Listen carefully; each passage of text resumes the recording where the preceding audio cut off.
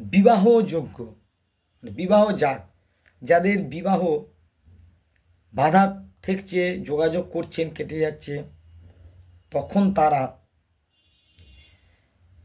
একটি করে নীল অপরাজিতা ফুল 56টা নেবেন।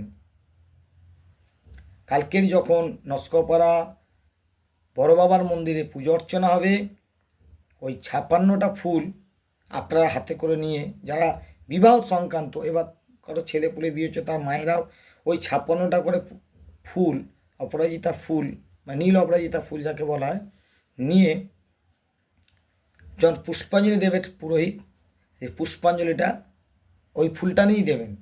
আর বেলপাতা সঙ্গে 4টে রাখবেন, সবিনয় বন্দন হয়। আর প্রজাপতি মন্ত্র, কালকে জন্মোৎসব, মানে অনেক কিছু গুরুত্বপূর্ণ পুষ্পাঞ্জলি হয়, তখন পাবেন। ওই ফুলটা পুরোহিত নিয়ে যখন বাবা চরণে দিয়ে দেবে, বাবার কাছে তো দেবে, আপনারা দেখবেন কী পেলা হবে। প্রতি মাসে একবার করে ওই 56খানা করে ফুল দেবেন, আর একটু সর্ষের তেল দেবেন, দিয়ে জানাবেন। আশা রাখছি আপনাদের যত শীঘ্র হবে এই বিবাহ যোগ আপনাদের তাড়াতাড়ি চলে আসবে, কর্মসংস্থাটা কাজ হবে। নমস্কার।